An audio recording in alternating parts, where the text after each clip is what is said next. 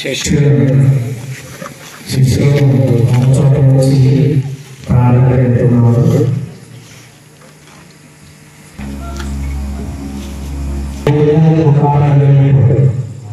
చూస్తున్నది నా బాధ నా వేద మీరే సమర్పిస్తున్నాను. మీరు చిత్తమైతే ఈ యొక్క బాధను తొలగిస్తానని మీకు ప్రార్థన చేసుకుంటున్నాను. అయినా నా చిత్తం కాదు, మీ చిత్తం. ఈ కలుగుతున్నటువంటి బాధ ఎవరి కోసమో ఎందుకోసం నేను ఈ లోకానికి పంపిన ఈ లోకానికి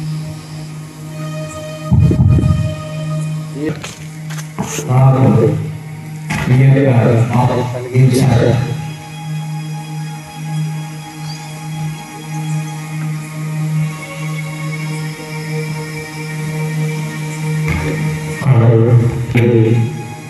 నీ చిత్తమే నీ చిత్తమే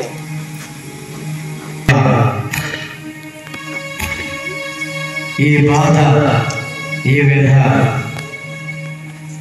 నేను భరించలేకున్నాను.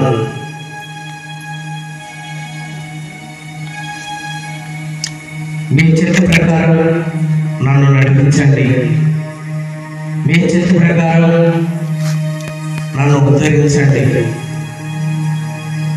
మీ చిత్త ప్రకారమే నేను నడుచుకోవడానికి నాకు ఈ కొద్ది సమయాన్ని కేటాయించారు. మీకు ప్రార్థన చేసుకుంటున్నాను తండ్రి. ఈ సమయంలో ఈ ప్రార్థనలో నాకు ఎలాంటి సైతాను శోధన కలగకుండా నన్ను నడిపించండి. నా బాధలో మీ యొక్క విజయాన్ని అందించండి. నేను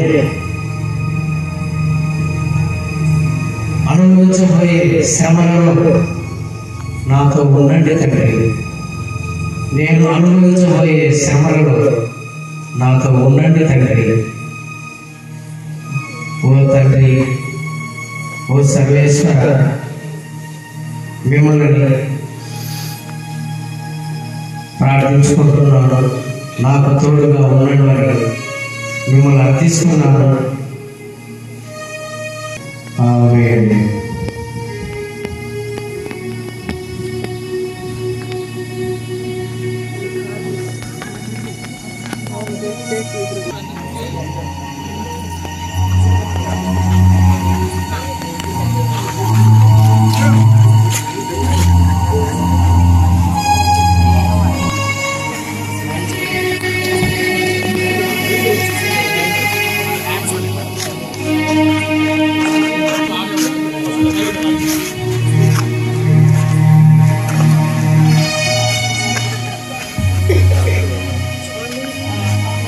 యూదా ఇస్కరియోతు ముద్దు పెట్టుకొని ప్రభువును పట్టిస్తున్నాడు.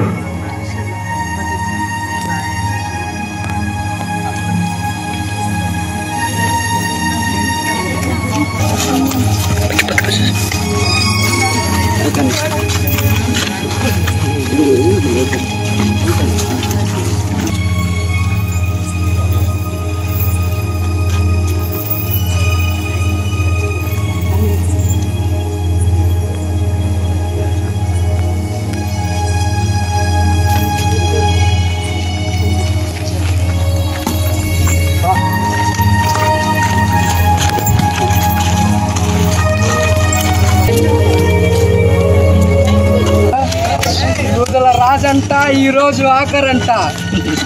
రాజంట ఈరోజు ఆఖరంట.